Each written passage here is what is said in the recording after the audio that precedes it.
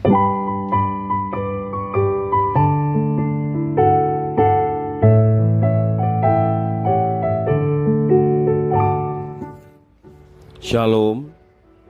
Devosi 2 Raja-Raja pasal 4. Ayat yang ke-8 sampai 17, demikian firman Tuhan.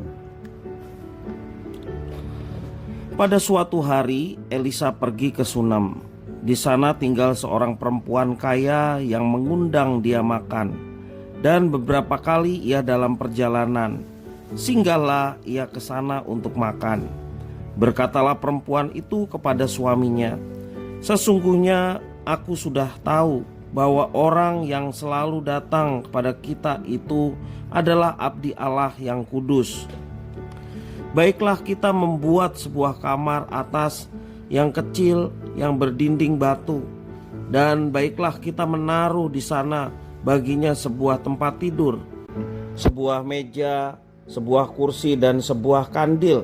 Maka apabila ia datang pada kita, ia boleh masuk ke sana." Pada suatu hari datanglah ia ke sana, lalu masuklah ia ke kamar atas itu dan tidur di situ. Kemudian berkatalah ia kepada Gehazi, bujangnya, "Panggillah perempuan Sunam itu."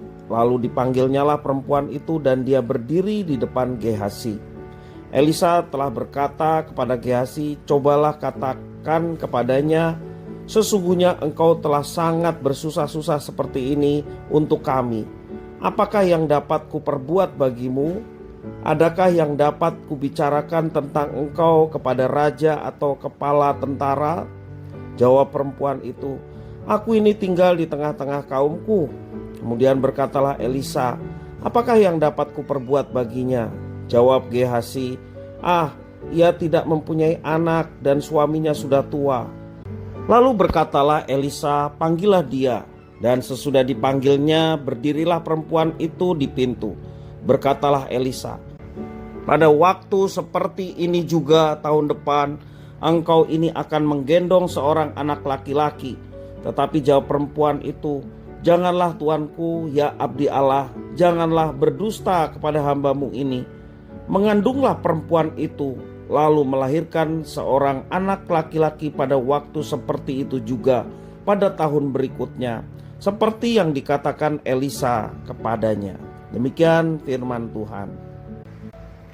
Kemurahan hati adalah salah satu karakter yang mudah menular. Mereka yang telah mengalami kemurahan hati orang lain biasanya akan lebih mudah tergerak untuk bermurah hati. Fakta lainnya, ketika kita mempraktekkan sikap murah hati, kita sendiri juga akan mengalami balasannya, entah saat itu juga ataupun kesempatan-kesempatan lain. Ini dikatakan Tuhan Yesus dalam Matius pasal 5 ayat yang ke-7. "Berbahagialah orang yang murah hatinya, karena mereka akan beroleh kemurahan." Perempuan Sunam diam-diam mengamati pelayanan Nabi Elisa. Tiap kali Elisa datang ke daerahnya, perempuan itu mengundangnya makan di rumahnya. Lalu ia dan suaminya sepakat membangun satu kamar khusus beserta perlengkapan kamar itu untuk Nabi Elisa, agar dapat tidur setiap kali melayani di sana. Di luar dugaannya, keluarga ini akhirnya mendapatkan kemurahan yang tidak pernah mereka bayangkan. Mereka dikaruniai seorang anak laki-laki berkat dari doa sang nabi. Untuk bermurah hati tidaklah harus menunggu kita banyak uang atau menjadi seorang yang kaya. Siapapun, ketika kita digerakkan oleh Tuhan untuk dapat berbagi, bermurah hati dengan sesama, maka Tuhan melihat setiap apa yang kita kerjakan. Orang yang bermurah hati dengan tulus ikhlas sebagaimana Tuhan telah ajarkan, merekalah yang akan menerima kemurahan dari Tuhan. Saat kita rela berbagi, kita akan merasa kaya.